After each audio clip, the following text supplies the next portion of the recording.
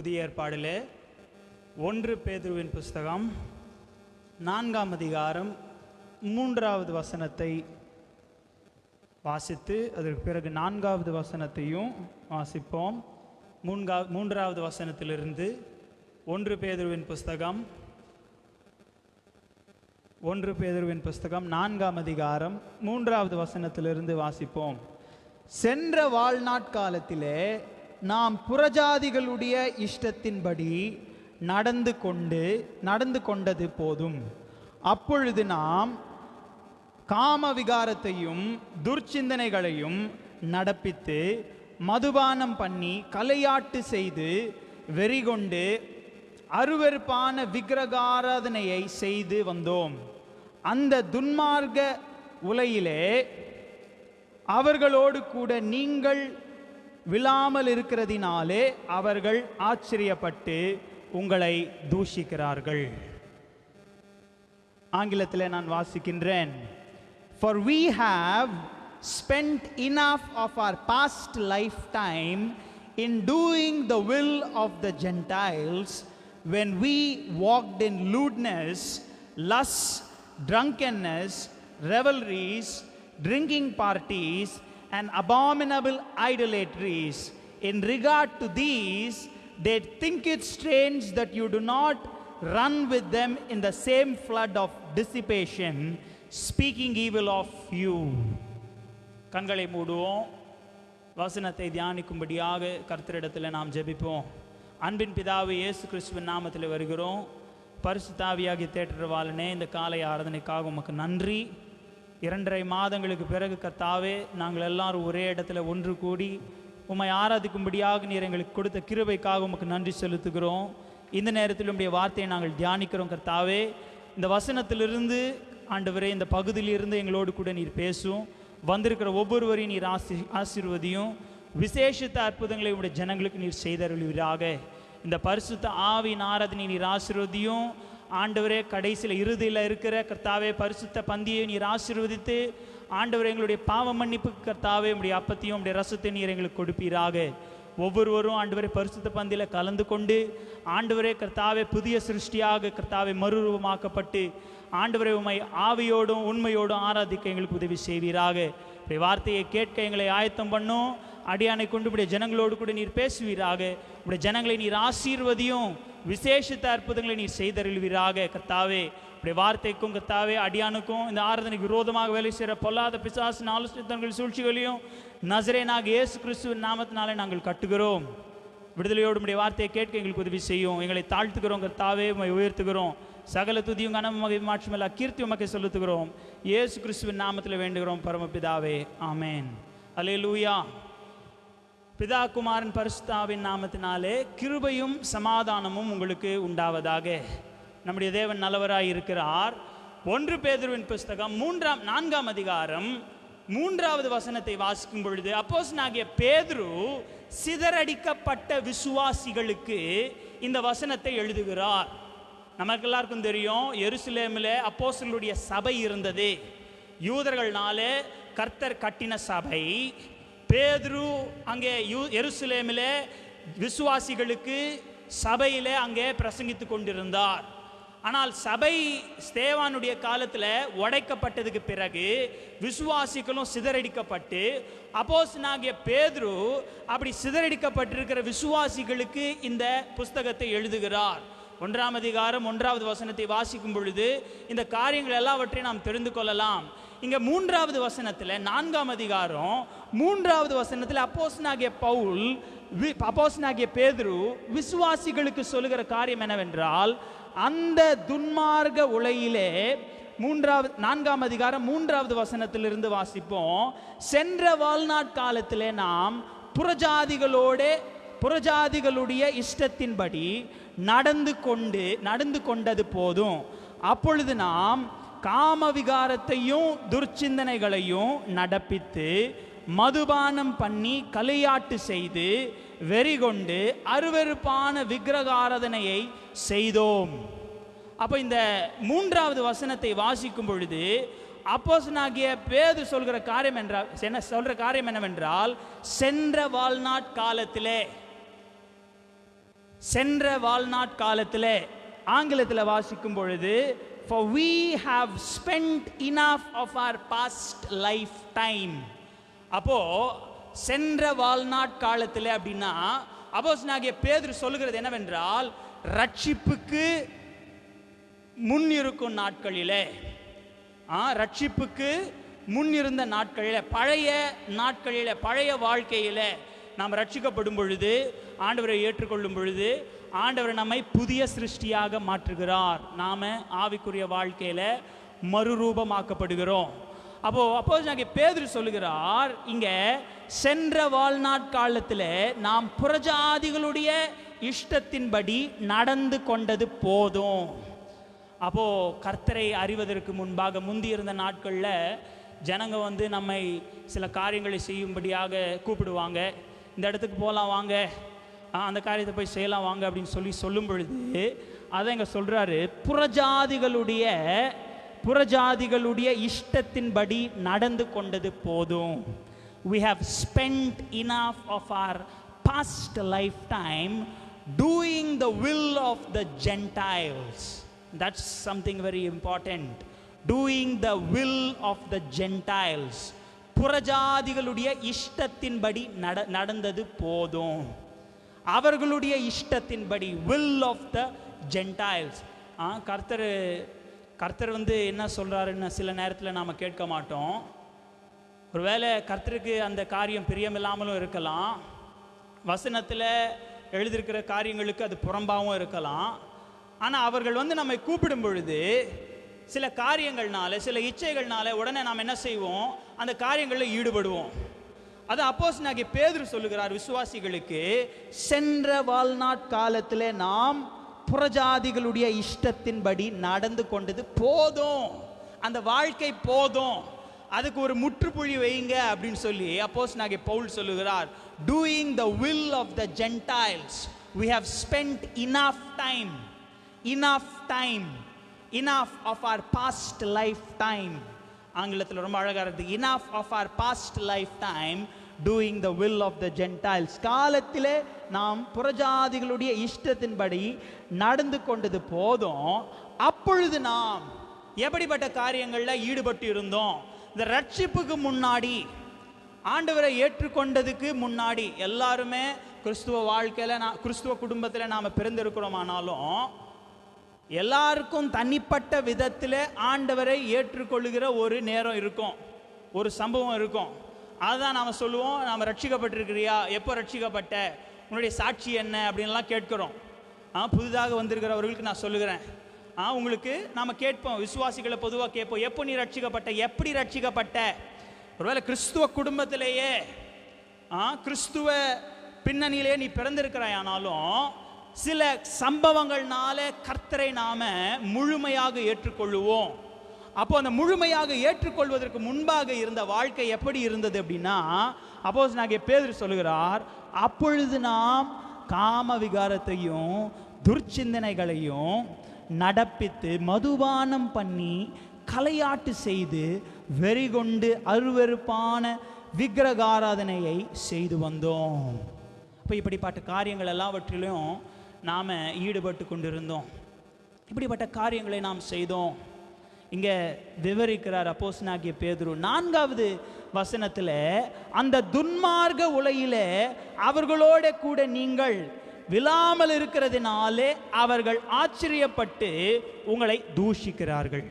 இப்போ விசுவாசிகள், இந்த சபையில் சிதறடிக்கப்பட்டிருக்கிற விசுவாசிகள் முந்தி இருந்த வாழ்க்கையில் முந்தி இருந்த ஆசைகளையும் முந்தி இருந்த செயல்களையும் எல்லாவற்றையும் விட்டு இப்போ ரட்சிக்கப்பட்டதனால கர்த்தருக்கென்று அவர்கள் பக்தி விருத்திலையும் தெய்வ பக்திலையும் வாழ்ந்து கொண்டிருக்கிறார்கள்.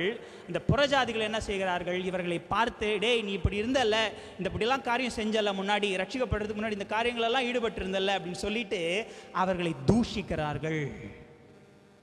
அப்போது நீங்களும் நானும் கூட இந்த காலை வேளையில் கர்த்தருடைய வசனம் நமக்கு என்ன சொல்லுகிறது என்றால், கர்த்தர் நம்மோடு கூட எப்படி பேசுகிறார் என்றால், நீ கர்த்தருக்கென்று பயந்து சாட்சியுள்ள ஜீவியத்தை நீ ஜீவிக்க வாஞ்சிக்கிறாயானால் பிறர் உன்னை தூஷிப்பார்கள். நல்லா கவனிங்க,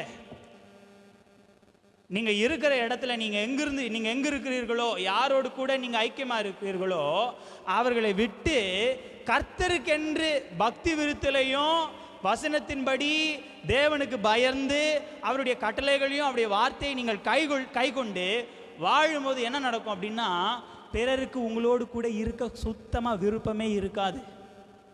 உங்களோடு கூட ஐக்கியமாய் இருக்க சுத்தமா விருப்பமே இருக்காது. அதான் அப்போஸ்தலனாகிய பேதுரு புதிய ஏற்பாட்டில் பவுல் சொல்லுகிறார், அப்போஸ்தலனாகிய பவுல் சொல்லுகிறார், ஒளிக்கும் இருளுக்கும் என்ன ஐக்கியம்? ஒளிக்கும் இருளுக்கும் என்ன ஐக்கியம்? அப்போ நாம் அவர்களோடு கூட கலவணும்னு நினைப்போம் சில நேரத்தில். அப்போ ஒருவேளை அவர்கள் குடும்பத்தினராக இருக்கலாம், சில நண்பர்களாக இருக்கலாம், நெருங்கின நண்பர்களாக இருக்கலாம், நாம் ரொம்ப பிரியமாக இருக்கிற சில நண்பர்களாக இருக்கலாம். ஆனால் நீ கர்த்தரை பின்பற்றுகிறதுனால, நல்லா கவனிங்க, நீ கர்த்தருக்கு பயந்து உன்னுடைய வாழ்க்கை ரட்சிக்கப்பட்டு நீ பழைய வாழ்க்கையை விட்டு அப்படி பழைய இச்சைகள் எல்லாவற்றையும் நீ விட்டு கர்த்தருக்கென்று நீ பயந்து வாழும் பொழுது உன்னோடு கூட இருக்க யாருமே விருப்பப்பட மாட்டாங்க. என்னுடைய வாழ்க்கையிலிருந்து ஒரு காரியத்தை சொல்ல வேண்டும் என்றால், 2015ஆம் ஆண்டில் ஆண்டவரை நான் முழுமையாக ஏற்றுக்கொண்டேன். 14 சொல்லுவேன். 15ஆம் ஆண்டில் கர்த்தர் என்னை நடத்துகிறார். வாழ்க்கையில் ஒரு மாற்றம் உண்டாகுகிறது. வெளி ரீதியாக அல்ல, உள்ள அந்த மாற்றத்தை நான் உணர்கிறேன். ஏன் அப்படின்னா, அந்த ஆண்டவரை ஏற்றுக்கொள்றதுக்கு முன்னாடி இருந்த இன்பங்கள் எல்லாவற்றை திடீரென்று வெறுக்க தொடங்குகிறேன். ஆண்டவரை நாம் ஏற்றுக்கொள்றதுக்கு முன்னாடி சில காரியங்களை விருப்பப்படுவோம். எப்படிப்பட்ட காரியங்கள்? அசுத்தமான காரியங்கள். அதுதான் வாசித்தோம். காம விகாரத்தையும் களியாட்டுகளையும், ட்ரிங்கிங் பார்ட்டிஸ், களியாட்டுகளையும் சில இச்சைகளை நாம் என்ன செய்வோம்? அதன் மேலே பிரியமாக இருப்போம். ஆனால் உனக்குள்ள ரட்சிப்பு உண்டாகும் பொழுது என்ன நடக்கும் அப்படின்னா, அப்படிப்பட்ட காரியங்கள் எல்லாவற்றையும் நீ நானா இந்த காரியங்களை வெறுக்கிறேன். என்னுடைய வாழ்க்கையில் ஒரு காரியத்தை ரொம்ப பிரியமாக செய்வேன். என் நண்பர்களுக்கும் தெரியும். அந்த காரியத்தை நான் செய்யக்கூடாதுன்னு சொல்லிட்டு ஒவ்வொரு ராத்திரியும் ஜப எண்ணெயை என் தலையில் எடுத்து வந்து ஊற்றுவாங்க. அப்போ அந்த காரியத்தின் மேலே நான் பைத்தியமாக இருப்பேன். என்ன ஒன்றும் கிடையாது, கிட்டாரை வைத்து சில பாடல்களையும் சில இசைகளை வாசிப்பது. அப்போ ஒரு நாள் கர்த்தரனை தொட்ட பொழுது இப்படிப்பட்ட காரியங்கள் எல்லாவற்றையும் நான் வெறுக்க தொடங்கினேன். அவ்வளவு நாட்கள் எனக்கு அந்த பாடல்களும் அந்த பாடல்கள்னால உண்டாகுகிற இன்பமும் உணர்ச்சியும் கூட ரொம்ப ஒரு மாதிரி பரவச நிலையில் இருக்கிறது போல இருக்கும். ஆனால் கர்த்தரனை தொட்டதுக்கு பிறகு அப்படிப்பட்ட காரியங்களை நான் வெறுக்க தொடங்கினேன். அப்படி வெறுக்கும் பொழுது அவைகளை விட்டு நான் வெளியே வருகிறேன். என் வாழ்க்கை மாறுகிறது. என் வாழ்க்கையில ஒரு மாற்றுதலை நான் உணர்கிறேன். மற்றவர்களும் அதை கவனிக்கிறார்கள். அப்பொழுது என்ன நடந்தது? அப்படி அவங்க எல்லாரும் அதில் இருக்கிறாங்க. அப்போ வெளியில போவாங்க. என்னுடைய ஸ்கூல்ல படித்த நண்பர்களை குறித்து நான் சொல்லுகிறேன். அப்போ போகும்போது எனக்கு கூப்பிட மாட்டாங்க. எனக்கு நல்லா தெரியும், சில காரியங்கள் பண்ணுறதுனால தான் எனக்கு ஃபோன் வர மாட்டேங்குது, என்னை கூப்பிட மாட்டுறானுங்க. அப்புறம் ஏன் பவுல் இருந்தால் பால் தான் சொல்லுவாங்க, பால் இருந்தால் அது பண்ண முடியாது அப்படின்வாங்க. அப்போ என்னை கூப்பிட மாட்டாங்க. வருத்தமாக இருக்கும். நான் அவர்களோடு இருக்கணும்னு வாஞ்சிப்பேன். ஆனால் அவர்கள் என்னை கூப்பிட மாட்டாங்க. காலேஜுக்கு வந்ததுக்கு பிறகு இதை இன்னும் அதிகமாக என்னுடைய வாழ்க்கையில் நான் உணர்ந்தேன். இன்னும் இருக்கும் பொழுது அப்போ என்னுடைய சில நம்பிக்கைகளினால மேல நீங்க வைத்திருக்க விசுவாசத்தினால ஜனங்கள் உங்களை பார்த்து ஏளனம் செய்வாங்க. ஜனங்கள் உங்களை பார்த்து தூசிப்பாங்க. சொன்னீங்கன்னா முதல்ல அவன் செய்கிற காரியம் என்ன? உன்னை பார்த்து சிரிப்பான், டேய் போடா அப்படின்னு. ஆனா ஆண்டவர் ஒரு நாள் வரப்போறாரு. தூதர்களின் மகிமையோடு கூட ஒரு நாள் வரப்போகிறாரு. அறிவியலாளர்களே, சயின்டிஸ்ட் சொல்றாங்க, என்னது? உலகம் முடிவுக்கு ஓடுது. The world is coming to an end. அந்த முடிவில் சர்வலோகத்தை சிருஷ்டித்த அப்படி தேவனாகிய கர்த்தர் பூலோகத்தில் இருக்கிற எல்லாவற்றையும், ஜீவனோடு கொடுக்குற எல்லாவற்றையும் கர்த்தர் நியாயம் தீர்ப்பார். இங்கே வாசிக்கின்றோம், அந்த துன்மார்க்க உலகில் அவர்களோடு கூட நீங்கள் விழாமல் இருக்கிறதுனால, நல்ல கவனிங்க, அவர்களோடு கூட நீங்க விழாமல் இருக்கிறதுனால, அவர்களோடு கூட சில காரியங்களை ஐக்கியமாய் செய்யாததுனால, செய்யறவங்களுக்கு இந்த செய்தி கிடையாது. செய்யறவங்க செய்றீங்க அப்படின்னா உங்களை யாரும் தூஷிக்க மாட்டாங்க. நல்லா கவனிங்க, அவர்களோடு கூட நல்ல ஐக்கியமா இருக்கிறோம். நாம சிலர் அப்படி நம்ம செய்வோம்ல, இங்க ஒரு காரியங்களை செய்வோம், சபையில் ஒரு நாம ஒரு வேஷம், வெளியில ஒரு வேஷம், அப்படி இருந்தோமானால் ஒன்றும் நடக்காது. உனக்கு நீ மகிழ்ச்சியா இருப்ப, உனக்கு கிறிஸ்துவ வாழ்க்கை உனக்கு இன்பம், உனக்கு துன்பமே இருக்காது. ஆனா கிறிஸ்துவ வாழ்க்கையில நீ நீதியா இருக்கிறதுனால உனக்கு துன்பங்கள் வரும், சில பாடுகள் வரும். அந்த துன்பங்கள் மத்தியில கர்த்தர் உனக்கு இன்பங்களை கொடுப்பார். அப்போ பேதுரு சொல்லுகிறார், இவர்களுக்கு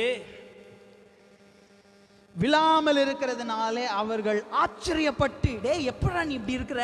சில வந்து சொல்லுவாங்க, இந்த வயசுல போய் நீங்க பாஸ்டர் ஆயிட்டீங்களே, எவ்வளவு கொண்டாடலாம். சமுதாயம் சொல்லும், டேய் உன் வாழ்க்கை ஒரு விசை தான், you only live once. What does the society tell you? It says you live once. Why don't you enjoy your life? Why don't you enjoy your life? ஆனால் விசுவாசிகளுக்கு ரெண்டு வாழ்க்கை, இங்க ஒரு வாழ்க்கை, அங்க ஒரு வாழ்க்கை. இங்க ஒரு லோகம், அங்க ஒரு லோகம். இந்த லோகத்தில் இருக்கிறோம், அந்த லோகம் ஒரு நாள் இங்க வரும், ஆண்டவரோடு கூட வரும். அப்போ அந்த லோகத்தில் இருக்கணும் அப்படின்னா இந்த லோகத்தில் எப்படி இருக்கிறோம் என்பது ரொம்ப முக்கியம். அல்லேலூயா. அப்போ உன் வாழ்க்கை வந்து ஒரு விசை கிடையாது. சமுதாயம் உனக்கு சொல்லும், ஏய் வாழ்க்கை ஒரு நிமிஷம் தான்டா, கொண்டாடு, ஏன்டா நீ இந்த காரியங்கள் இந்த இன்பங்களெல்லாம் நீ மறுக்கிற, சந்தோஷமா இரு, யாரும் தான் பார்க்கல உன்னை, இதை செய்யறதுனால உனக்கு என்ன பிரச்சனை? தற்காலிகமான இன்பம் உனக்கு கிடைக்கும். தற்காலிகமான இன்பங்கள் எல்லாருக்கும் தெரியும். அப்படி தற்காலிகமான இன்பங்கள்னா என்னன்னு நான் கிளாஸ் எடுக்க தேவையில்லை. அவ தற்காலிகமான இன்பங்கள் நமக்கு கிடைக்கும், ஆனா முடிவோ அது மரணத்தை நமக்கு உண்டு பண்ணும். முடிவோ அது மரணத்தை உண்டு பண்ணும். அதான் பவுல் சொல்லுகிறார், மாம்ச சிந்தனை மரணம், ஆவியின் சிந்தனையோ ஜீவனை கொடுக்கும். அல்லேலூயா. பரிசுத்த ஆவியின் வாரத்தில் நாம் இருக்கிறோம். we are in the Holy Spirit week. பரிசுத்த ஆவியின் வாரம். அந்த துன்மார்க்க உலகிலே அவர்களோடு கூட நீங்கள் விழாமல் இருக்கிறதுனால அவர்கள் ஆச்சரியப்பட்டு உங்களை தூஷிக்கிறார்கள். இப்பொழுது வாசிப்போம் 1 பேதுரு 1ஆம் அதிகாரம் 13வது வசனத்தை வாசிப்போம். 1 பேதுரு 1ஆம் அதிகாரம் 13வது வசனம். 1:13 13வது வசனத்தில் அப்போஸ்தலனாகிய பேதுரு எப்படி இருக்க வேண்டும் என்று நமக்கு கற்றுக் கொடுக்கிறார். இந்த சிதறடிக்கப்பட்டிருக்கிற விசுவாசிகளுக்கு, கலாத்தியருக்கும் காப்பதோசியர்களுக்கும், அப்புறம் பாண்டஸ் பொந்து என்ற ஜனங்களுக்கும் போதிக்கிற வசனங்கள் தான் இந்த முழு புஸ்தகம். அப்போ 1:13 எப்படி நாம் இருக்க வேண்டும் என்று அப்போஸ்தலனாகிய பேதுரு சொல்லுகிறார். வாசிப்போம். 1 பேதுருவின் புஸ்தகம் 1ஆம் அதிகாரம் 13வது வசனம். ஆகையால் நீங்கள் உங்கள் மனதின் அறையை கட்டிக்கொண்டு தெளிந்த புத்தியுள்ளவர்களாயிருந்து இயேசு கிறிஸ்து வெளிப்படும் போது உங்களுக்கு அளிக்கப்படும் கிருபையின் மேல் பூரண நம்பிக்கையுள்ளவராயிருங்கள். இந்த முதலாவது தான் ரொம்ப முக்கியம். ஆகையால் நீங்கள் உங்கள் மனதின் அறையை கட்டிக்கொண்டே, gird up the loins of your mind. Gird up the loins of your mind. The Bible says, gird up the loins of your mind. உன்னுடைய மனதின் அறைகளை கட்டிக்கொண்டே. ஏன் பாஸ்டர் மனதை கட்டணும்? மனது மனம் போகிற பாதையில் தான் நம்ம போனோம் அப்படின்னு சொல்லி உலகத்தில் சொல்கிறாங்க. சில சொல்லுவாங்க, சில நேரத்தில் மனது சொல்கிறது கேட்கக்கூடாது, மனசு சொல்கிறது கேட்கணும் அப்படின்வாங்க. ஆண்டவர் சொல்கிறார், உன் மனசு பொல்லாப்பா இருக்குது அப்படின்றாரு. அப்போ மனசு சொல்கிறது கேட்டோம்னா என்ன நினைப்போம்? போய் குழியில் விழுவோம். சரிதானே? நான் சொல்லலை. மத்தேயு 15 ஆண்டவர் சொல்லுகிறாரு, இருதயத்தினுடைய எண்ணம் எப்படி இருக்குதான்? பொல்லாப்பா இருக்கு. Your heart and mind is wicked. The Bible tells us this morning. Matthew chapter 15. அப்போ இங்க பேதுரு சொல்லுகிறார், உன்னுடைய மனதின் அறைகளை கட்டி கொண்டு. ஆகையால் நீங்கள் உங்கள் மனதின் அறையை கட்டி கொண்டு. ஏன் மனதை கட்டணும்? கடந்த வாரத்தில் எத்தனை பேருக்கு தெரியுமோ தெரியல, எனக்கு 2-3 மாதங்களாக எம்கேபி நகரில் சிஸ்டர் செல்வி டிலக்டா அவர்களுடைய வீட்டில், ஆட்லினுடைய தாயருடைய வீட்டில் குடும்ப ஐக்கியத்தை நடத்தி கொண்டு வருகிறோம். இப்போது நம்முடைய சபையில் ஆண்கள் ஐக்கியம் உண்டு, பெண்கள் ஐக்கியம் உண்டு, அப்புறம் வாலிபர்களின் ஐக்கியம், சரிதானே, வாலிபர்களின் ஐக்கியம் உண்டு, யூத் மீட்டிங். அதுபோல் குடும்பத்தின் ஐக்கியம் சிஸ்டர் செல்வி டிலக்டா அவர்கள் தான் அதை ஆயத்தம் பண்ணி கொண்டு வருகிறார்கள். அங்கே போன வாரத்தில் ஒரு பிரசங்கம் பண்ணினேன். என்ன பிரசங்கம் அப்படின்னா, உன் இருதயம், உன்னுடைய வாய் பரிசுத்தமாக இருக்கணும் அப்படின்னா உன் இருதயம் பரிசுத்தமாக இருக்கணும். ஏன்பா உடனே கேட்பீங்க, ஏன் பாஸ்டர் வாய் பரிசுத்தமாக இருக்கணும்? சரளமாக பேசலாமே, இஷ்டத்துக்கு பேசலாமே, நினச்சதெல்லாம் பேசலாமே, இப்படி பேசும்பொழுதெல்லாம் நல்லா இன்பமாக இருக்குது, சில காரியங்களெல்லாம் பேசும் பொழுது பேசலாமே, ஏன் பேசக்கூடாது சொல்கிறோம். அதெல்லாம் நம்ம பார்க்கலாம், தியானிக்கலாம் இன்னைக்கு. அப்போது உன் வாய் பரிசுத்தமாக இருக்கணும், உன்னுடைய வார்த்தைகள் பரிசுத்தமாக இருக்கணும் அப்படின்னா இருதயம் பரிசுத்தமாக இருக்கணும். ஏன்? வசனம் சொல்லுகிறது, இருதயத்தின் நிறைவால் வாய் பேசும். அப்போது உன்னுடைய இருதயம் பரிசுத்தமாக இருக்குது அப்படின்னா வாயின் வார்த்தைகள் எல்லாம் பரிசுத்தமாக இருக்கும். நீ அந்த காரியத்தையே தியானம் பண்ணுற, அதையே சிந்தித்துட்டு இருக்கிற, அப்போ அந்த காரியத்தையே நீ சிந்தித்து இருக்கிற அப்படின்னா வாயில் அவளையே நீ பேசுவ, வாயில் அவனையே நீ பேசுவ, வாயில் அந்த அசுத்தமான காரியங்களே நீ பேசுவ. ஒருவேளை இருதயம் கர்த்தர் மேலேயே தியானமாக இருக்குது அப்படின்னா நீ கர்த்தரையே பேசுவ. அவ்வளோதான், சிம்பிள். உன் இருதயத்தில் என்ன இருக்குதோ அதுதான் உன்னுடைய வாயில் வரும். அப்போ உன்னுடைய வாயில் வரதை வைத்து உன் இருதயத்தில் என்ன இருக்குது அப்படின்றத தெரிந்து கொள்ளலாம். அதுதான் ஆண்டவர் சொல்கிறார், உன் இருதயத்தை எல்லா காவலோடு கூட காத்துக்கொள். தாவீது சொல்லுகிறார், உன்னுடைய வார்த்தையை என் இருதயத்தில் மறைத்து வைத்திருக்கிறேன். I have kept your word in my heart so that I may not sin against you. அப்போ தாவீது சொல்லுகிறார், ஆண்டவரே உம்முடைய வார்த்தையை என் இருதயத்தில் பதிய வைத்திருக்கிறேன், உமக்கு விரோதமாக பாவம் செய்யாதபடிக்கு. அப்போ இருதயத்தில் கர்த்தர் இருந்தார்னா நீ நன்மையான காரியங்களை பேசுவ. அப்போ அடுத்தது, அப்போ உன்னுடைய வாய் பரிசுத்தமாக இருக்கணும் அப்படின்னா இருதயம் பரிசுத்தமாக இருக்கணும். சரீரம் பரிசுத்தமாக இருக்கணும்னா என்ன இருக்கணும் சொல்லுங்கள், தெரிஞ்சவங்க சொல்லலாம், பைபிள் படிச்சிருக்கவங்க, சபையின் லீடர்ஸ் எல்லாம் சொல்லலாம். நீங்கள் அப்போ உன்னுடைய சரீரம் பரிசுத்தமாக இருக்கணும் அப்படின்னா என்ன பரிசுத்தமாக இருக்கணும்? உன்னுடைய கண்கள் பரிசுத்தமாக இருக்கணும். கண்கள், ஏன்னா கண்கள் சரீரத்துக்கு விளக்காய் இருக்கிறது. The eyes are the lamp of the body. If the eyes are full of light, your whole body will be full of light. If the eyes is full of darkness, your whole body will be full of darkness, the Bible says. உன்னுடைய கண்கள் ஒளியை கொடுத்துச்சு அப்படின்னா உன்னுடைய சரீரம் முழுதும் வெளிச்சமாக இருக்கும். உன் கண்கள் இருளாக இருந்துச்சு அப்படின்னா சரீரம் முழுவதும் இருளாக இருக்கும். அப்போ சரீரம் பரிசுத்தமாக இருக்க தேவனுடைய ஆலயமாக இருக்கிறோம். நமக்குள்ளே இந்த பரிசுத்த ஆவியானவர் வாசம் பண்ணுகிறார். அப்போ இந்த சரீரம் பரிசுத்தமாக இருக்க என்ன பண்ணணும்? கண்கள் பரிசுத்தமாக இருக்கணும். உன் கண்களை கர்த்தருக்கு முன்பாக, எனக்கு ஒத்தாசை வரும் பர்வதத்திற்கு முன்பாக என் கண்களை ஏறெடுப்பேன். நாம மற்ற காரியங்களுக்கெல்லாம் டக்குன்னு பார்த்துருவோம், சொல்லக்கூட தேவையில்லை, அது இயல்பாயிடுச்சு. It's an instinct. Some things we don't think, we instinctively see with our eyes. சில காரியங்கள் என்ன பண்ணுவோம், யோசித்து கூட பார்க்கணும், டப்புன்னு பார்த்துருவோம்.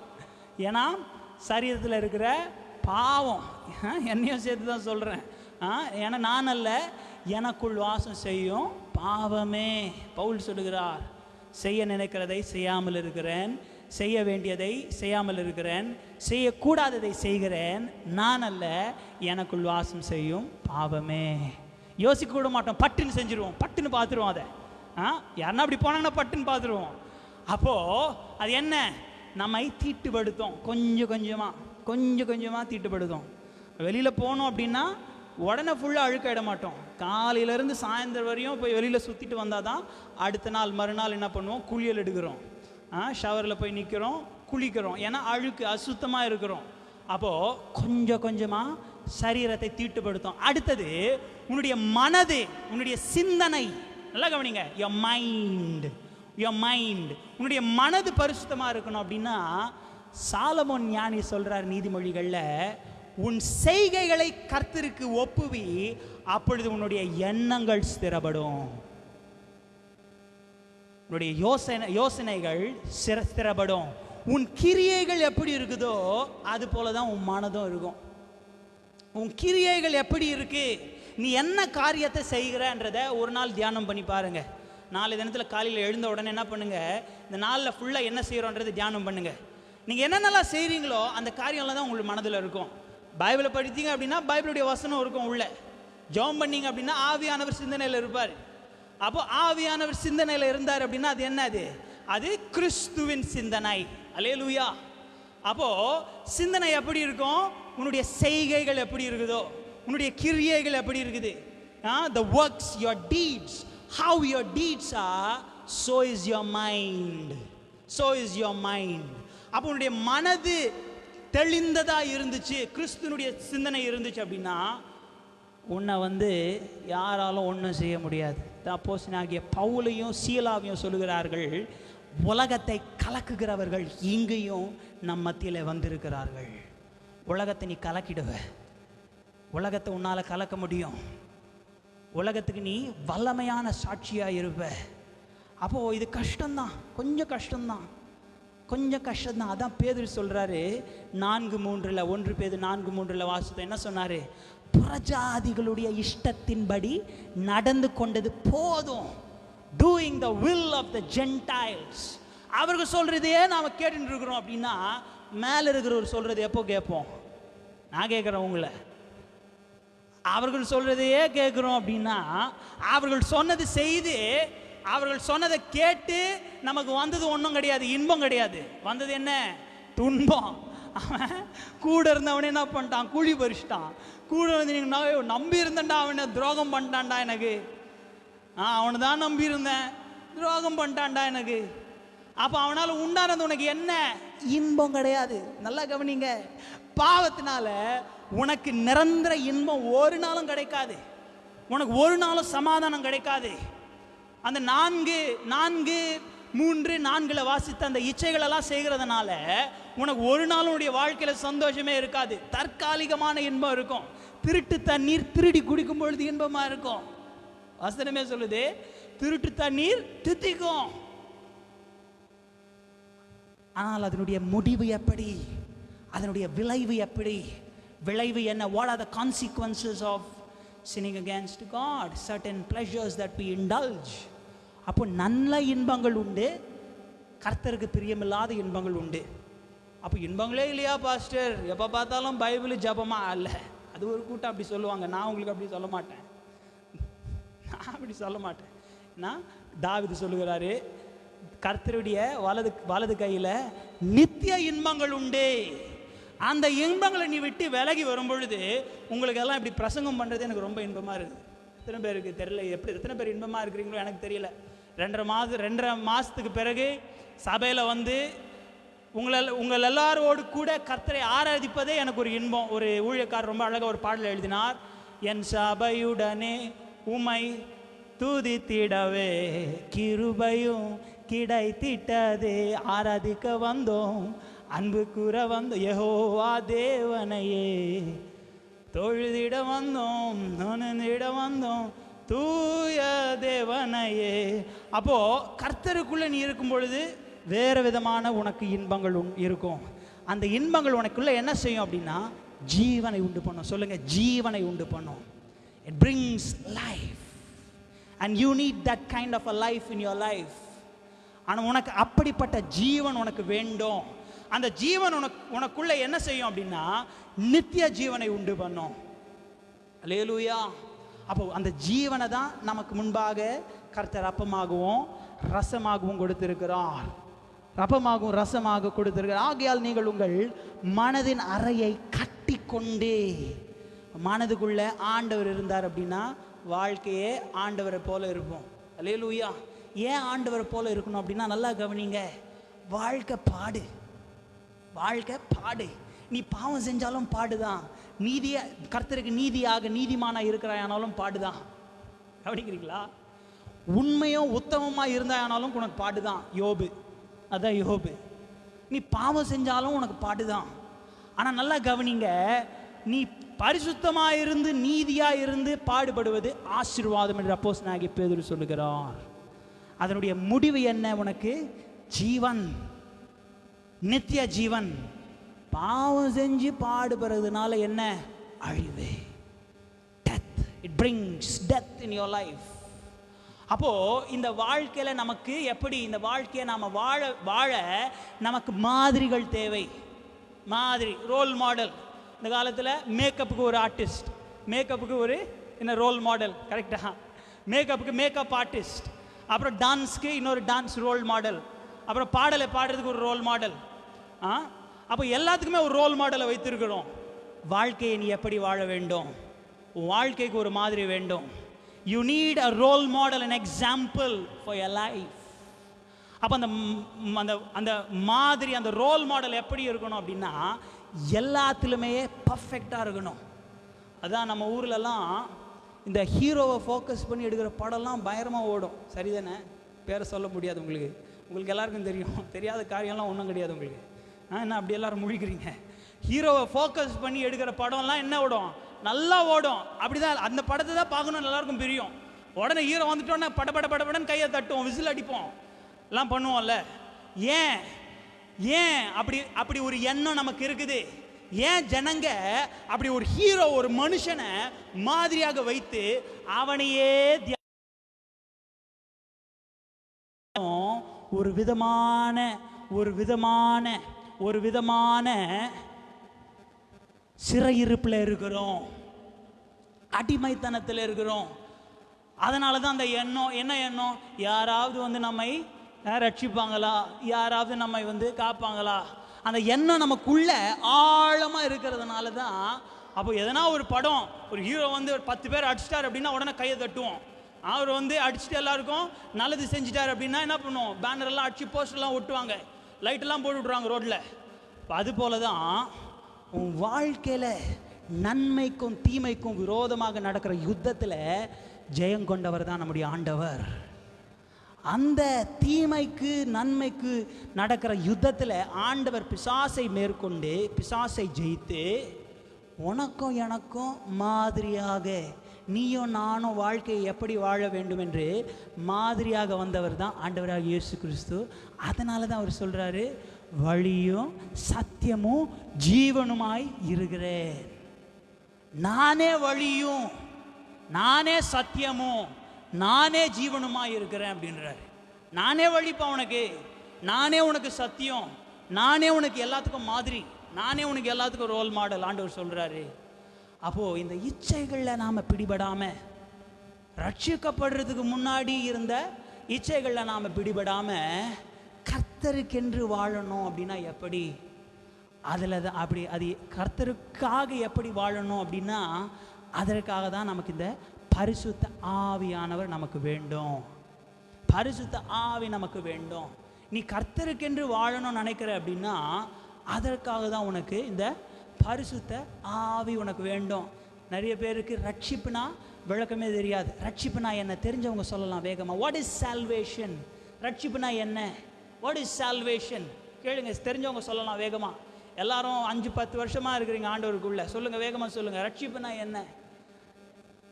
ரட்சிப்புனா என்ன சொல்லுங்க? மீட்பு, ஓகே. ரிடெம்ஷன், மீட்பு, ஓகே. வேற ஏற்றுக்கொள்ளுவது, இயேசு கிறிஸ்துவை ஏற்றுக்கொள்ளுது.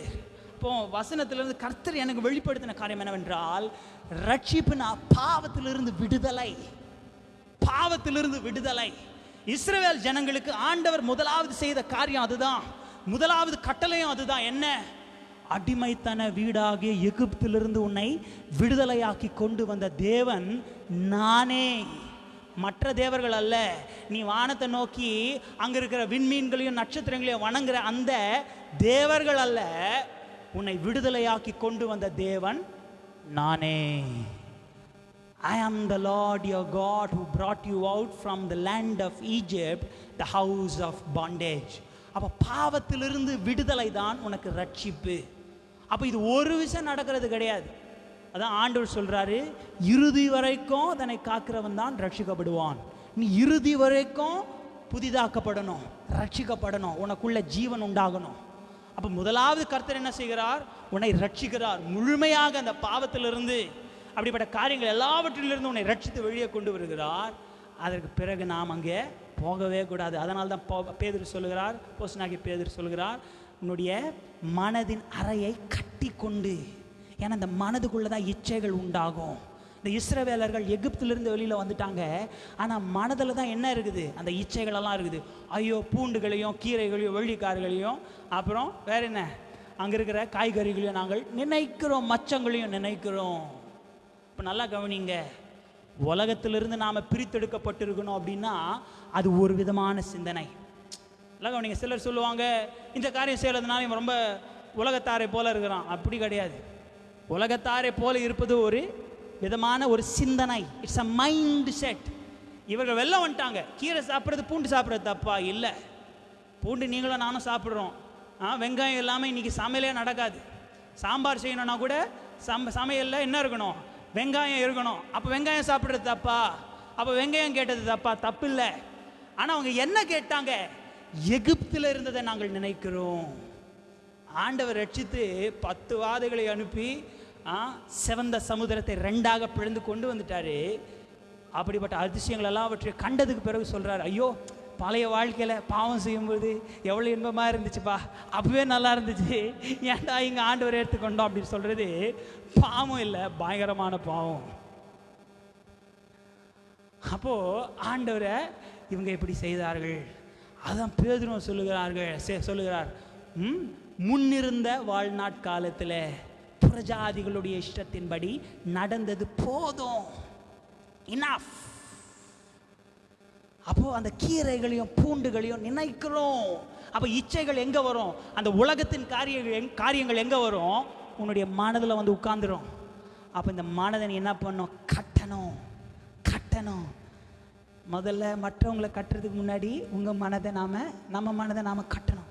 கட்டி ஜெபிப்பேன், அவங்கள கட்டுறேன் இவங்கள கட்டுறதுக்கு முன்னாடி நம்முடைய மனதை நாம் கட்ட வேண்டும். மனதின் அறைகளை கட்டி. அல்லேலூயா. அப்போ இப்படி தான் விசுவாசிகளுக்கு பேதுரு சொல்லுகிறார். பவுல் கலாத்தியருடைய புஸ்தகத்தில் சொல்லுகிறார், இப்படி இந்த இச்சைகளில் நாம் வழி நடவாமல் ஆவியில் நடப்பது எப்படி? ஆவியில் நடப்பது எப்படி? வாசிப்போம். 5 கலாத்தியருடைய புஸ்தகம் 5ஆம் அதிகாரம் 5:16 கலாத்தியருடைய புஸ்தகம் 5:16 எடுத்தவங்க வேகமாக வாசிக்கலாம். 5:16 5:16 பின்னும் நான் 5:16 5:16 பின்னும் நான் சொல்லுகிறது என்னவென்றால், ஆவிக்கேற்றபடி நடந்து கொள்ளுங்கள், அப்பொழுது மாமிச இச்சையை நிறைவேற்றாதிருப்பீர்கள். பின்னும் நான் சொல்லுகிறது என்னவென்றால், ஆவிக்கேற்றபடி நடந்து கொள்ளுங்கள், அப்பொழுது மாமிச இச்சையை நிறைவேற்றாதிருப்பீர்கள். Walk in the spirit so that you may not fulfill the lusts of the flesh. அப்போ ஆவில நடப்பது எப்படி? ஆவிக்கேற்றபடி நடந்து கொள்ளுங்கள். ஆவிக்கேற்றபடி நடந்து கொள்வது எப்படி? சும்மா சோத்திரம் சோத்திரம் சோத்திரம் சோத்திரம் சோத்திரம் சோத்திரம் சொல்றதா? இல்லை. ஆவிக்கேற்றபடி நடந்து கொள்ளுங்கள், ஆவிக்கேற்றபடி நடந்து கொள்ளுங்கள், அப்பொழுது மாமிச இச்சையை நிறைவேற்றாதிருப்பீர்கள். அப்போ ஆவிக்கேற்றபடி நடந்து கொள்வது எப்படி? பிறரு நம்மை தூஷித்தாலும் அவர்களை நாம் என்ன செய்யணும்? திரும்ப தூஷிக்காமல், பழி வாங்காமல், பதிலுக்கு பதில் செய்யாமல், ஜனங்களுக்கு இரக்கமாக இருப்பது, மன்னிக்கிற இருதயம் வைத்திருப்பது, அப்புறம் அன்புள்ள இருதயம், நற்குணம், நீடிய பொறுமை. எல்லாருக்குமே தெரியும் 9 ஆவியின் கனி என்ன. அந்த கனியை கை கொள்வது, உன்னுடைய நடக்கையில் நீ காட்டுவது தான் ஆவியின்படி, ஆவிக்கேற்றபடி நடந்து கொள்ளுங்கள். நல்லா கவனிங்க, ஆவிக்கேற்றபடி பேசுங்கள்னு சொல்லலை பவுல். என்ன சொல்றார் பவுல் கலாத்தியருக்கு? ஆவிக்கேற்றபடி நடந்து கொள்ளுங்கள். வெறும் சோத்திரம் சோத்திரம் சோத்திரம் சோத்திரம் சோத்திரம் மட்டும் சொல்லிட்டு நடக்கையில் கர்த்தருடைய வார்த்தை இல்லை அப்படின்னா எருக கோட்டை அப்படியே இருக்கும். கீழே பொத்துன்னு விழாது. ஆனா உன் நடக்கையில ஆண்டவர் இருக்கிறார் அப்படின்னா நீ 2 ஸ்தோத்திரம் போட்டா 1 கோட்டை இல்ல 2 கோட்டை விழும் உனக்கு. அதான் அந்த வசனத்தை வாசிக்க மறந்துட்டேன். 1 பேதுரு 1ஆம் அதிகாரம் 14வது வசனத்தை வாசிப்போம். 1 பேதுரு 1ஆம் அதிகாரம் 14வது வசனம். நீங்கள் முன்னே உங்கள் அறியாமையினாலே கொண்டிருந்த இச்சைகளின்படி இனி நடவாமல் கீழ்ப்படுகிற பிள்ளைகளாயிருந்து உங்களை அழைத்தவர் பரிசுத்தராய் இருக்கிறது போல நீங்களோ உங்கள் நடக்கை எல்லாவற்றிலேயும் பரிசுத்தராய் இருங்கள். நடக்கை எல்லாவற்றிலேயும் கண்டக்ட் சர்டிஃபிகேட் ஒன்று கொடுப்பாங்க ஸ்கூல் முடிக்கும்போது. டான் பாஸ்கோவில் படித்தேன் நான். படிக்கும்போது சொல்லுவாங்க, ஃபாதர் காண்டக்ட் சர்டிஃபிகேட்டில் கை வச்சுருவோம் நாங்கள். நீ ஆட்டம் போட்ட அப்படின்னா 12th முடித்து உனக்கு காண்டக்ட் சர்டிஃபிகேட் கொடுக்கும்போது பேட் காண்டக்ட்னு போட்டுருவோம், உனக்கு காலேஜே கிடைக்காது. இங்கே ஸ்கூலில் படிக்கும்போது ஒரு சம்பவம் நடந்துச்சு. ஒரு பிள்ளை காலேஜில் ஸ்கூலில் வந்து பார்த்திங்கன்னா பல விதமான பிள்ளைகள் படிப்பாங்க.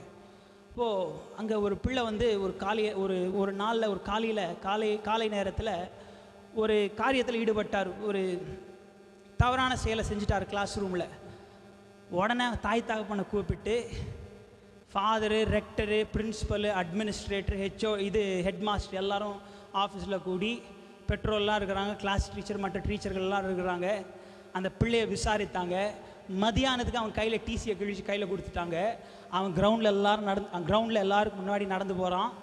500 பிள்ளைகள் அவனை சூழ்ந்து கொண்டாங்க. அதை நானும் ஒருத்தன், இங்கே இருக்கிற என் ஃப்ரெண்டு ஜோவும் ஒருத்தன், மற்ற நண்பர்களும் ஒருத்தங்க. அந்த காட்சியை என்னால் மறக்கவே முடியாது. காலையில் அந்த ஒரு காரியத்தை செஞ்சான்.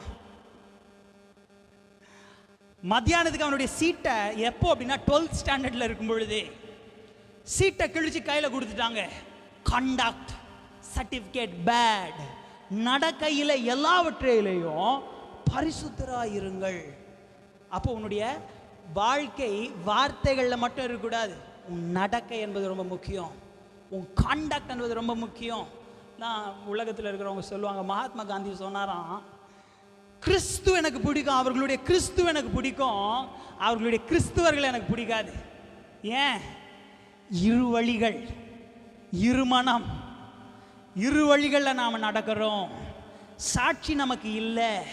2 வழிகளில் நாம் நடக்கிறதுனால இங்கே ஒரு வேஷம் அங்கே ஒரு வேஷம் போடுறதுனால அவர் சொன்னாராம், கிறிஸ்துவ பிடிக்கும், கிறிஸ்துவர்கள் எனக்கு பிடிக்காது. ரொம்ப உண்மைதான், கிறிஸ்துவர்கள் எனக்கு பிடிக்காது அப்படின்னு சொன்னாராம். அப்போது எப்படி இருக்கணும்? இங்கேயும் ஒன்று தான், அங்கேயும் ஒன்று தான், மறைமுகமாகவும் ஒன்று தான், வெளிப்படையாகவும் ஒன்று தான். அல்லேலூயா. எல்லாருக்கும் முன்பாகவும் நாம் சாட்சிகளாக இருக்க வேண்டும். அல்லேலூயா. அது ஒரு பாடலை, ஒரு ரொம்ப அழகான ஒரு பாடலை எழுதினார். ஒரு பாட்டு, இருமனம் உள்ளவன் நிற்பதும் நிலைப்பதும் இல்லையே, நிற்பதும் நிலைப்பதும் இல்லையே, இருமனம் உள்ளவன். ஆண்டவர் ரட்சித்து கொண்டு வந்துட்டாரு, ஆனால் அங்கேயே யோசிச்சுட்டு இருக்கிறோம், அவளையே யோசிச்சுட்டு இருக்கிறோம். அவள் யோசிச்சுட்டு இருக்கிறதுனால வாயில் என்ன இருக்குது, அந்த காரியங்களே பேசுகிறோம். நீயும் சேர்த்து தான் சொல்கிறேன், உங்களை ஏதோ நான் குற்றப்படுத்துறேன்னு கிடையாது. எல்லாரும் சொல்கிறோம். பவுலே சொல்கிறார், நான் பிரதான பாவி என்றார். அப்போ எல்லாருக்குள்ளே இந்த பாவம் இருக்குது. அப்போது இருமனத்தை கொண்டிருக்கிறதுனால சில ஆசீர்வாதங்கள் தடைபடும். 40 வருடம் 40 நாளில் இருந்திருக்கணும் வனாந்தரத்தில். ஆண்டவர் அதே வனாந்தரத்தில் எத்தனை நாட்களில் கடந்து போகிறாரு? 40 நாட்கள். நீ 40 வருடம் காத்திருக்க வேண்டாம் ஆசீர்வாதங்களுக்கு. உன் ஜபத்தில் ஏன் வல்லமை இல்லை, உன் ஸ்தோத்திரத்தில் ஏன் வல்லமை இல்லை அப்படின்னா உன்னுடைய நடக்கை எப்படி இருக்கு? எலியா ஜெபித்தான், 3.5 வருடம் மழையே வரல. மோசே ஜெபித்தான், என்ன நடந்தது? 10 வாதைகளை அனுப்பினார் கர்த்தர். யோசுவா வெறும் ஸ்தோத்திரம் தான் பண்ணான். யோசுவா ஜப வீரன் கிடையாது, பரிசுத்தவான் கிடையாது, அவன் யுத்த வீரன். அவனுக்கு ஜபம் பண்ண தெரியாது, வேதத்தை வாசிக்க தெரியும். வெறும் ஸ்தோத்திரம் ஸ்தோத்திரம் ஸ்தோத்திரம் ஸ்தோத்திரம் ஸ்தோத்திரம். அவனும் ஜனங்களும் சொல்கிறாங்க, எல்லாரும் 6 லட்சம் பேரும் ஸ்தோத்திரம். பொத்துன்னு விழுந்துருச்சு கீழே எரிகோ கோட்டை. அப்போது நல்லா கவனிங்க, ஏன் கட்டளைகளை கை கொள்கிறோம்? ஆசீர்வாதங்களுக்காக. நல்லா கவனிங்க, கட்டளைகள் ஏன்? ஆசீர்வாதங்களுக்காக. பரிசுத்த ஆவிய இந்த கட்டளைகளை கை கொள்ள நமக்கு பலன் வேண்டும். கட்டளைகளை கை கொள்ள நமக்கு பலன் வேண்டும். சில கட்டளைகளை கை கொள்வது கடினம், சில கட்டளைகளை கை கொள்வது கடினம். அதுக்கு தான் கர்த்தர் கிருபையை கொடுக்குறாரு. 30 மார்க் தான் எடுத்துருக்கணும் அப்படின்னா 10 மார்க் போட்டு கிரேஸ். நல்லா கவனிங்க, ஆண்டவர் உனக்கு 100% கிரேஸ் மார்க் கொடுத்துருவாரு. அதை மறந்துடுங்க. நீ நிச்சயமாக பாஸ் ஆகிடுவ. ஃபெயில் ஆகிறவங்களே இல்லைங்க, எல்லாரும் பாஸ் ஆகிடுவோம். ஆனால் எப்படி பாஸ் ஆகிறோன்றது தான் முக்கியம். கட்டளைகளை நாம் கை கொண்டோம் அப்படின்னா ஆசீர்வாதம் தானாக வரும். நடக்கையில் பரிசுத்தமாக இருக்கிறோம், ஆண்டவர் பரிசுத்தமாக இருக்கிறதுனால நாமும் பரிசுத்தமாக இருக்கிறோம் அப்படின்னா ஜெபங்கள் பட்டு பட்டுன்னு கேட்கும். அவ்வளோ உபவாசம், அவ்வளவு ஜெபம் அவ்வளவு தேவையில்லை. ஒரு வாரம் ஜெபிச்சா போதும். சேலஞ்ச் பண்ணி பாருங்க. என்ன காரியத்துக்காக காத்திருக்கிறீங்களோ அந்த காரியத்துக்கு உங்களோட நடக்கையில் ஆண்டவருக்கு பிரியமாய் நீங்கள் நடந்து ஜெபம் பண்ணுங்க. பட்டு நடக்கும் ஜெபம். என்ன காரியமாக இருந்தாலும் வார்த்தையில் மட்டும் அல்ல, உன்னுடைய நடக்கையிலையும் நீ வெளிப்படுத்தணும் ஆண்டவரை. அப்படி நடக்கையிலையும் பரிசுத்தம் சொன்னோம். சரீரம் பரிசுத்தமாக இருக்கணும்னா கண்ணு பரிசுத்தமாக இருக்கணும், வாய் பரிசுத்தமாக இருக்கணும்னா இருதயம் பரிசுத்தமாக இருக்கணும். அப்புறம் என்ன, என் சிந்தனை மனது பரிசுத்தமாக இருக்கணும்னா உன்னுடைய செய்கைகள் பரிசுத்தமாக இருக்கணும். அப்படி பரிசுத்தமாக ஜீவித்தோம் அப்படின்னா இஸ்ரவேலின் ஆசீர்வாதங்கள் பாலும் தேனும் அப்பமும் ரசமும் உன் பந்தியில் எல்லாமே இருக்கும். உன் கையின் பிரயாசம் ஆசீர்வதிக்கப்படும். பிறர் அதை புசிக்க மாட்டாங்க. அந்நியருக்கு உன்னுடைய கையின் பிரயாசம் போகாது. ஆசீர்வாதமாக இருப்பாய். நீ மாத கடைசியில் நீ மீதம் எடுப்ப. உன் பாத்திரம் நிரம்பி வழிந்து ஓடும். எதுக்கு? கர்த்தருக்கு பயந்து அவருடைய வழிகளில் நடக்கிறவன் எவனோ அவன் பாக்கியவான். அல்லேலூயா. ஆவிக்கேற்றபடி நடந்து கொள்ளுங்கள், அப்பொழுது மாம்ச இச்சைகளை நிறைவேற்றாமல் இருப்பீர்கள். பவுல் சொல்லுகிறார் கலாத்தியரில், ஆவிக்கேற்றபடி. செய்தி நிறைய இருக்குது, நேரம் நமக்கு இல்லை. அப்போ ஏன் இந்த கட்டளைகள் ஆசீர்வாதங்கள் நமக்கு வேண்டும்? அப்போ அந்த ஆசீர்வாதங்களை பெற்றுக்கொள்வதற்கு தான் கட்டளைகளை கை கொள்கிறோம். அப்போ அந்த கட்டளைகளை கை கொள்வதற்கு தான் நமக்கு என்ன வேணும்? வல்லமை வேண்டும். You NEET power. உலகத்தில் இருக்கிற வல்லமை அல்ல, உலகத்தில் இருக்கிற பலன் அல்ல. இது தெய்வீக வல்லமை, தெய்வீக பலன். இந்த தெய்வீக வல்லமை இருக்கும் பொழுது உன்னை நீ அசாத்தியமான காரியங்களை உன்னால் செய்ய முடியும். அல்லேலூயா. அப்போது உனக்கு தெய்வீக பலன் வேண்டும். அதான் பரிசுத்த ஆவியானவர் உனக்குள்ளே வரும் பொழுது பலன் அடைந்து அந்த பலன் உனக்கு வேண்டும். அப்போ இந்த பலனை நீ பெற்றுக்கொண்ட அப்படின்னா உன் வாழ்க்கை மாறும், உன் வாழ்க்கை மாறும். ரட்சிக்கப்படுவதற்கு முன்பாக இருந்த வாழ்க்கையும் இப்போ இருக்கிற வாழ்க்கையும் வேற மாதிரி இருக்கும், தலைகீழ மாறும். அப்படிப்பட்ட வாழ்க்கையை நீ வாழும் பொழுது, ஆவியினுடைய பலனோடு கூட ஆவியில் நீ நடக்கும் பொழுது ஆசீர்வாதங்கள், நீ கேட்கிற காரியங்கள் எல்லாமே நடக்கும் உனக்கு. அதான் கர்த்தர், delight yourself in the Lord, he will give you the desires of your heart. நினைக்கிற காரியங்கள் எல்லாமே நடக்கும், பட்டுன்னு நீ வாஞ்சிக்கிற காரியங்கள் எல்லாமே நடக்கும். அப்போ உனக்கு அது என்ன வேணும் அப்படின்னா இந்த ஆவியின் பலன். கடைசி வசனம் தீத்துவின் புஸ்தகம் 3ஆம் அதிகாரம் 4வது வசனத்தை வாசிப்போம். தீத்துவின் புஸ்தகம், போஸ்தலனாகிய பவுல் தீத்துவுக்கு எழுதுகிறார். தீத்துவின் புஸ்தகம் 4ஆம் அதிகாரம் 3வது வசனத்தை 3ஆம் அதிகாரம் 4வது வசனத்திலிருந்து வாசிப்போம். தீத்துவின் புஸ்தகம் 3ஆம் அதிகாரம் 4வது வசனத்திலிருந்து வாசிப்போம். 3, 4, 4, 5, 6 எல்லாவற்றையும் வாசிப்போம். நம்முடைய இரட்சகராகிய தேவனுடைய தயையும் மனுஷர் மேலுள்ள அன்பும் பிரசன்னமான போது நாம் செய்த நீதியின் கிரியைகளின் நிமித்தம் அவர் நம்மை ரட்சியாமல், நல்லா கவனிங்க, அவர் நம்மை ரட்சியாமல்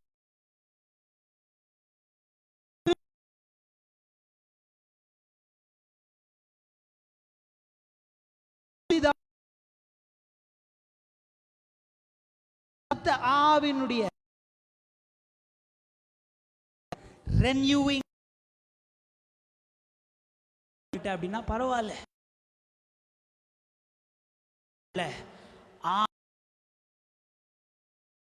இருக்கிற எல்லா காரியங்களும்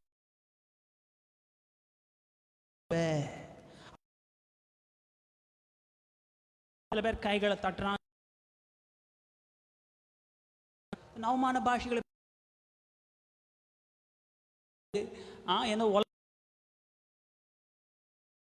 பாஷைகள். அல்லேலூயா. நாம நினைக்கிற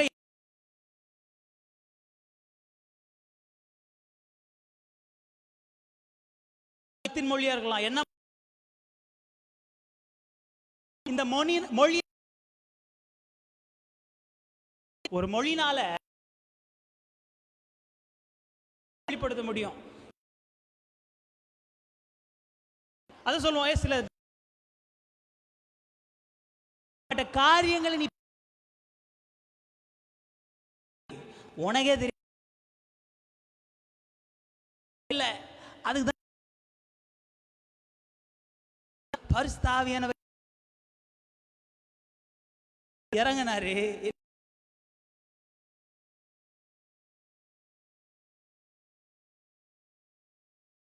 குடித்து வெறி பிடிச்சிரு அப்படின்னு சொல்லி சொல்றாரு. தான் உனக்குள்ள அந்த ஆவி புதிதாக்கப்படு பாஷை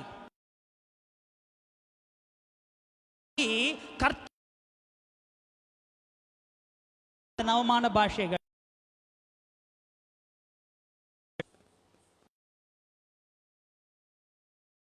கிடைச்சிருக்கும் நினைக்கிறேன்.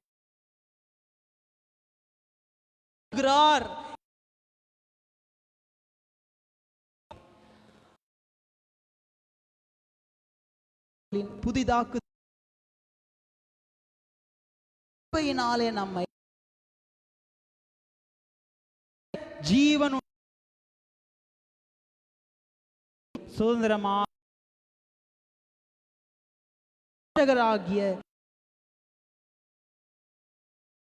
தாவியை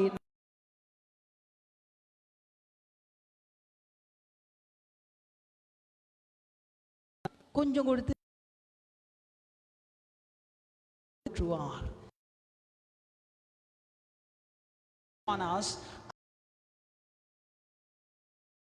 கர்த்தர் இருக்கிறார். இந்த இச்சைகள் எல்லாம் நீ இச்சை அந்த இருந்த அந்த கறி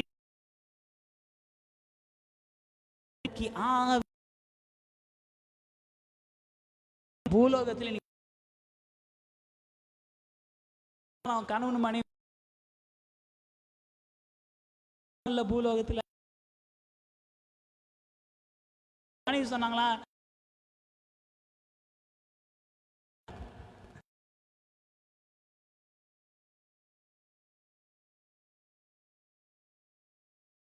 அப்புறம் அங்க காட்டலாம், இங்கேயே உனக்கு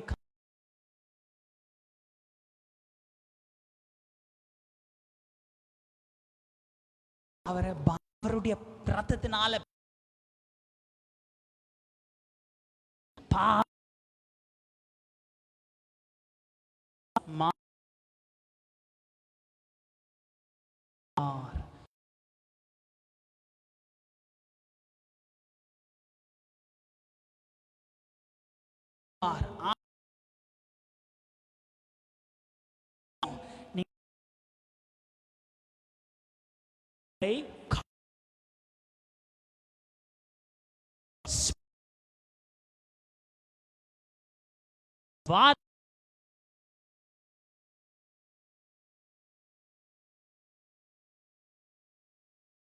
சிந்தையை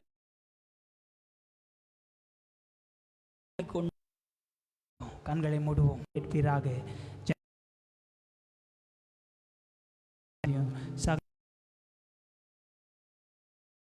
கிறிஸ்து நாமத்தில் வேண்டுகிறோம் பரமபிதாவே, ஆமென்.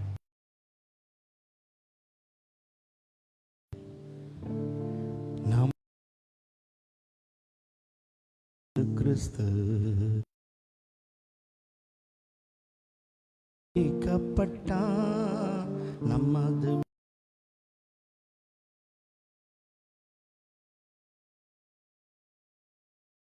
அடிக்கப்பட்ட கூறும்படி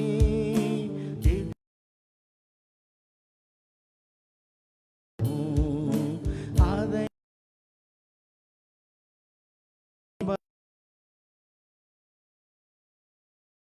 அவர் வருமளவும் திருவிருந்து பக்தி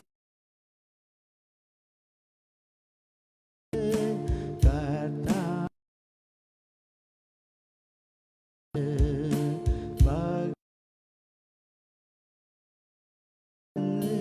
எல்லாரும் கண்களை மூடி அறியாமலோ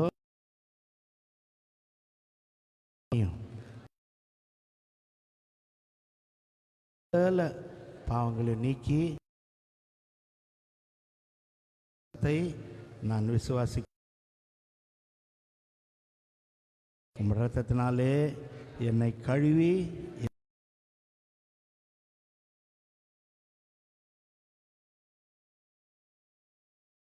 இயேசு கிறிஸ்துவின் ரத்தம் நம்மை நமக்கு முன்பாக இருக்கிற இந்த அப்பத்தையும் ரசத்தையும் தரும்படியாக ஜெபம் பண்ணுவோம். அன்பின் பரிசுத்தவான்களே, மாம்சமே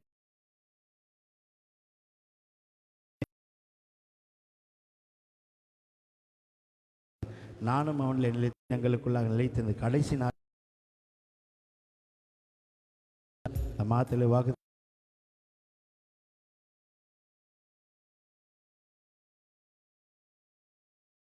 நீரே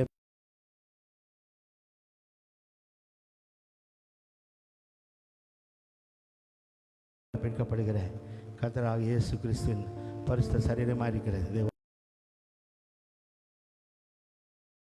இயேசு கிறிஸ்துவின் பரிசுத்த சரீரமாக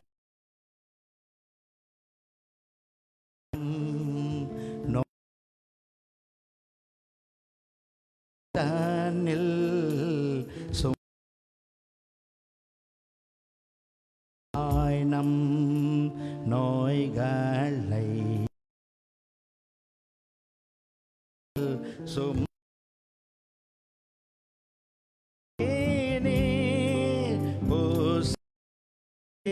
வியாதி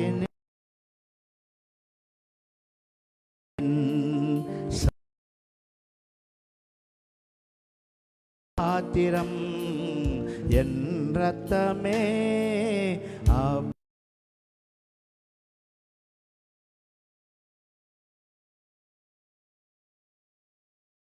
என் ரத்தமே எடுப்பேர் என்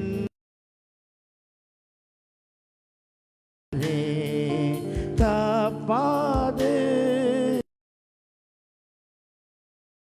என்று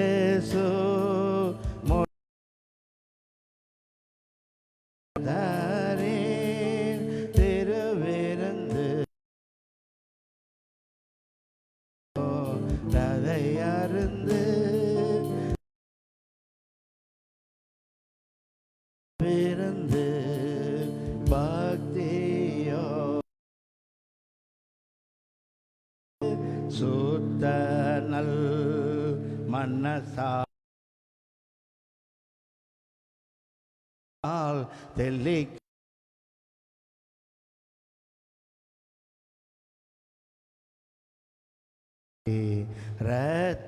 ரத்தத்தால் தெளி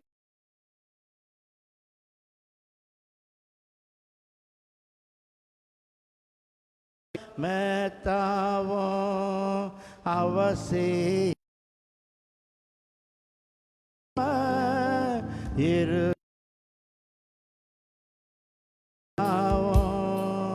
அவசியம் கருந்து பக்தியோ கர்த்தரின் திருவிருந்து ரதையா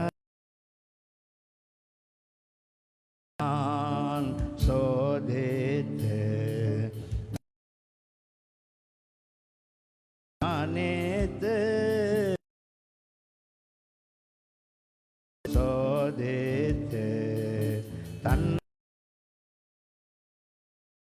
நேத்து என்று அன்று நியாயம் தீர்க்க பங்கு தீர்க்கப்ப திருவிருந்து பக்தி உங்களுக்காக சிந்தப்படுகிற கர்த்தராகிய இயேசு கிறிஸ்துவின் பரிசுத்த இரத்தமாக இருக்கிறது. இதை வாங்கி கர்த்தராகிய இயேசு கிறிஸ்துவின் பரிசுத்த இரத்தமாக இருக்கிறது. இதை வாங்கி கர்த்தராகிய இயேசு கிறிஸ்துவின் நீகள் பாய்ந்தே கண்கள் அயர்ந்தே தாகத்தால் ஆணிகள் பாய் தாகத்தால் தன்னை பாடுகள் ஏற்றி பாடுகள்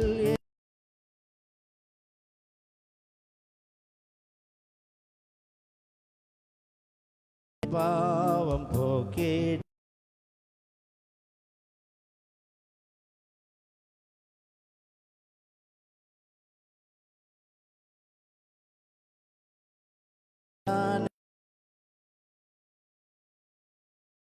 சேனல் தொங்கேனே இயேசுநாதனே சேனல் தொங்கேனே ஒரு இயேசுநாதனே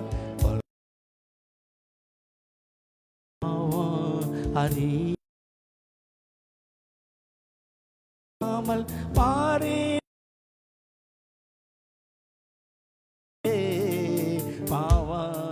அறியாமல் பாரினில் ஜீவே தேரே பரிசுத்த பலமாதை தாருமை ரிமனா ரிமனா ரிமனா பல பரிசுத்தருமை போல் ஜீவே தாருமை ரகுலக நகலக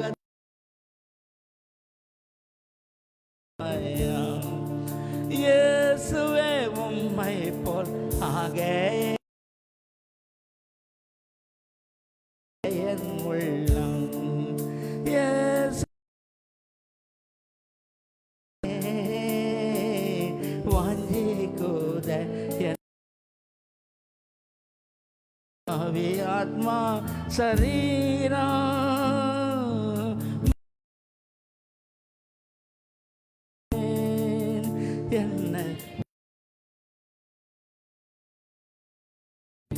என்னாவே முற்றும்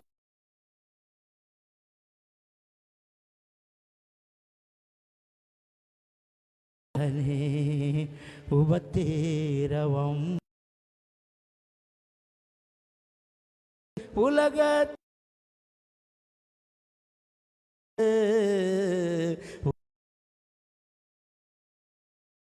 நில என்று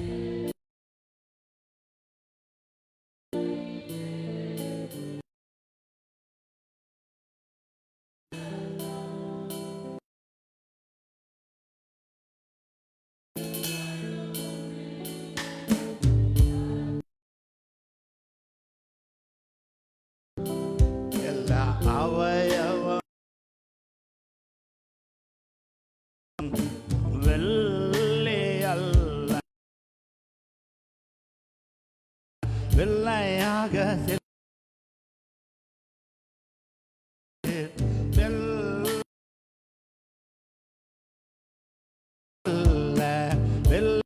என்ன காயேந்து சொந்தமாக என்னை கொண்டே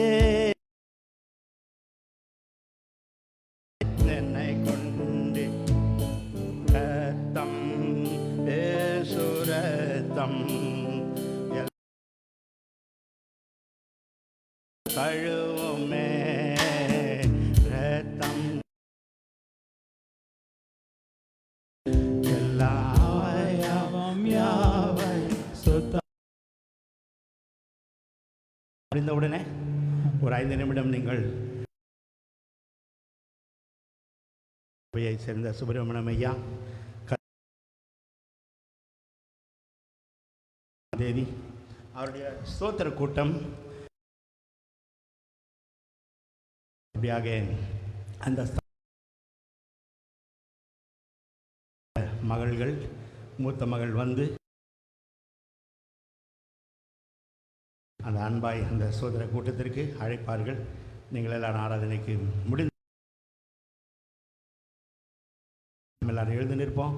2 கைகளை எல்லாரும் 2 கைகளை உயர்த்தி பிதாவாகிய தேவனை சீகோ சோதரம் பண்ணுவோம். குமாரனாகிய தேவனை சோதரம் பண்ணுவோம். சோதரன் பண்ணுவோம். சோதரன் சோதரன் சோதரன் சோதரன். கரங்களை தட்டி கத்தரை மகிமைப்படுத்துவோமா.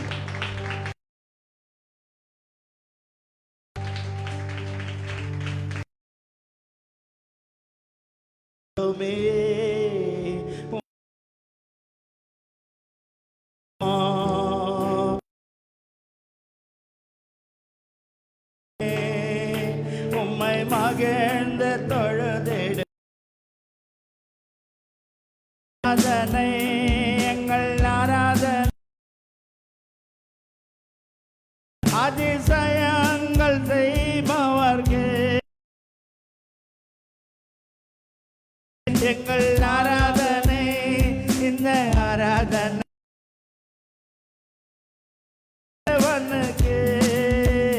நாங்கள் நன்றி சொல் உம்மை பணிந்த தொழுதிடுவோம். உம்மை உம்மை மகிழ்ந்த தொழுதிடு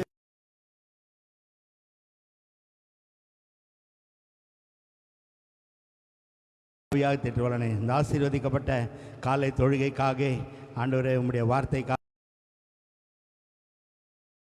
கர்த்தாவே தேவரீர் இயேசுவே நீர் கொடுத்திருக்கிற கடைசி காலத்தின் எச்சரிப்புகளுக்காக சோத்திரம் பண்ணிக்கிறோம். ஆண்டவரே எங்களை இன்னும் பரிசுத்தப்படுத்துவீராக, இன்னும் நீதினால நிலப்புவீராக, உம்மை போல மாற்றுவீராக. கர்த்தாவே தேவரீர் இயேசுவே இந்த நாளிலும் கர்த்தாவே மாத்திலே வாக்குத்தத்தம் பண்ணது போல உங்கள் கைகளினாலே விசேஷித்த அற்புதங்களை செய்தருள்வீராக. உடைய நாமத்தை மகிமைப்படுத்திக் கொள்வீராக. ஒவ்வொருவரையும் ஆசீர்வதியும், அற்புதங்களை செய்யும், ஒவ்வொரு தேவைகளை சந்தியும். உடைய வாக்குத்தத்த வார்த்தைகள் ஆசீர்வதியும், அற்புதங்களை செய்யும், அதிசயங்களை செய்யும். ஆண்டவராய் சகல துதியும் கனமும் மகிமை வல்லமும் மனுஷல கீர்த்தியும் சகல ஞானமும் அதிகாரம் எங்கள் காத்தோட ரட்சமானதனை இயேசு கிறிஸ்துவின் சொல்லுவன் வினித்து பிதாவே ஆமேன். சேர்ந்து சொல்லுவோம். சோதரி என் ஆத்மாவே கர்த்தரை சோதரி, கர்த்தர் செய்த சகல உபகாரங்கள். பிதாவாகிய தேவனுடைய அன்பும் பரிசுத்த ஆவியின் கர்த்தருடைய வருகை பரியந்தம் இருப்பதாக. Father and the sweet fellowship of the Holy Spirit be with us. Amen. நீதிமான் பாடி மகிழ்கின்றான், நானும் சேர்ந்து பாடிடுவேன். நானும் சேர்ந்து பாடிடுவேன். நீதிமானே கூட உண்டே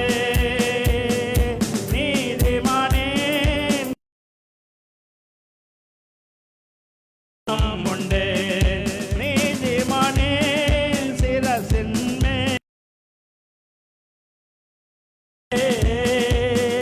நீதிமானின் வாசஸ்தலம் ஆசீர்வாதம்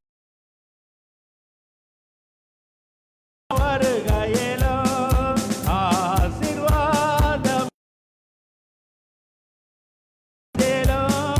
வெளியிலுமே